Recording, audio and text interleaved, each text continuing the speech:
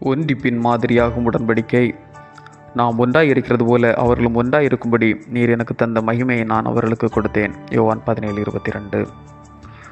பட்டுப்பூச்சியின் முட்டையிலிருந்து வரும் பட்டுப்புழு மல்பெரி எனப்படும் முசுக்கட்டை செடியின் இலைகளை தின்று 5 முதல் 7 சென்டிமீட்டர் வரை வளர்ந்து கூட்டுப்புழு பருவத்தில் தன்னை சுற்றிலும் சின்ன சிறு நார் போன்ற பொருளால் சுற்றி கொண்டு பட்டுப்பூச்சி கூடாக மாறிவிடும்.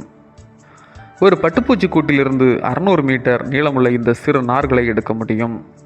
ஆனால் 10 முதல் 12 சிறு நார்களை சேர்த்து திரித்தால்தான் பட்டுநூல் கிடைக்கும். பட்டுநூல் உறுதியாக இருப்பதற்கு காரணம் அதில் 10 முதல் 12 சின்ன சிறு நார்கள் ஒன்றாக சேர்த்து திரிக்கப்பட்டு இருப்பதுதான். தனித்தனியாக அவை இருக்குமானால் அவைகளில் வலிமை இல்லை, அதனால் பயனும் இல்லை. ஒன்றிப்பின் அடையாளமாக செயல்படுகிறவர் மூவர் கடவுள். ஆகவேதான் 1 யோவான் 3:7 பரலோகத்தில் சாட்சியிடுகின்றவர்கள் மூவர், பிதா, வார்த்தை, பரிசுத்த ஆவி என்பவர்கள். இம்மூவரும் ஒன்றாய் இருக்கின்றார்கள் என நாம் வாசிக்கின்றோம்.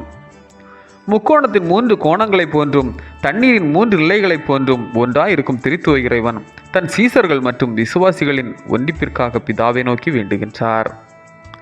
இந்த ஒன்றிப்பில் இணைந்து இருந்தால்தான் இயேசு கிறிஸ்துவால் இறை திட்டத்தை நிறைவேற்ற முடிந்தது.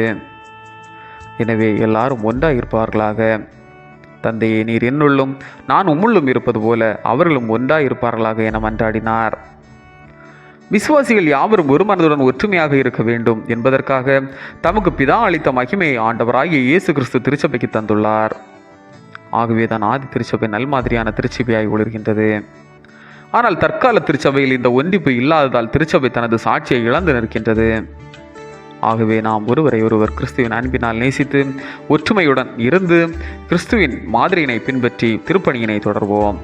நமது திருப்பணி ஒன்றிப்பின் திருப்பணியாக அமையும் போது வாழ்வு வளம் பெறும். ஜெபம்.